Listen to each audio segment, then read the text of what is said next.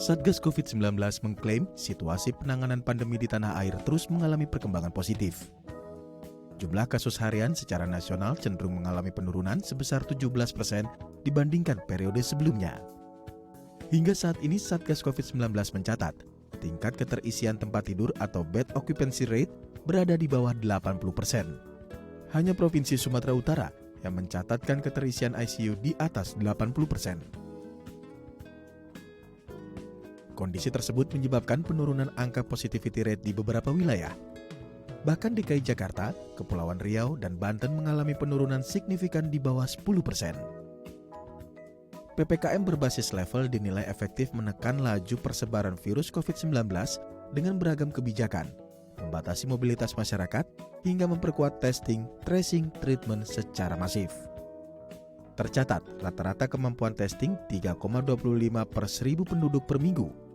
Angka ini akan terus ditingkatkan sesuai instruksi Menteri Dalam Negeri dengan target 400.000 per hari.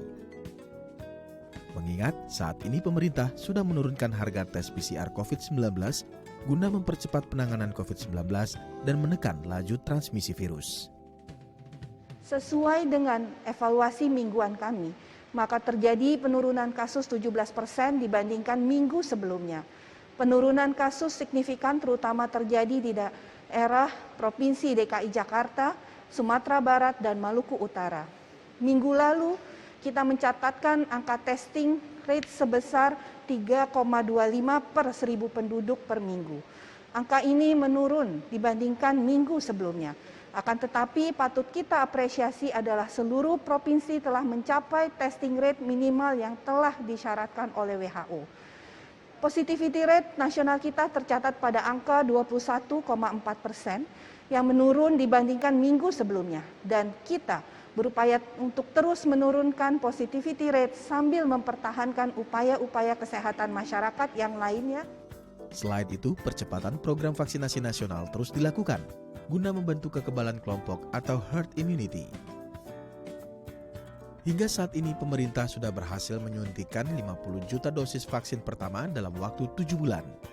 Pemerintah menargetkan hingga akhir bulan Agustus 100 juta dosis vaksin tahap 1 dan 2 sudah berhasil disuntikan kepada masyarakat Indonesia.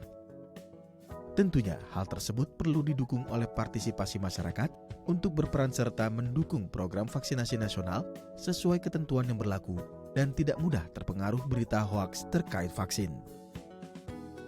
50 juta vaksinasi pertama dicapai dalam 7 bulan. Maka dengan makin tersedianya vaksin dan meningkatnya kemampuan vaksinasi harian, pemerintah mentargetkan 50 juta suntikan dalam waktu 7 minggu.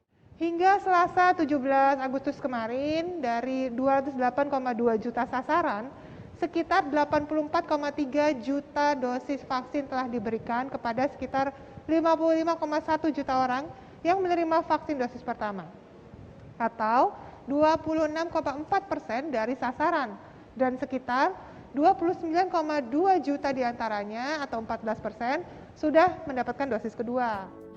Kedepannya pemerintah akan terus melakukan upaya penanganan pandemi COVID-19 secara komprehensif dengan mempertimbangkan aspek kesehatan, sosial hingga ekonomi guna menciptakan situasi kondusif di masyarakat. Muhammad Pamungkas, Tim Liputan, DAI TV.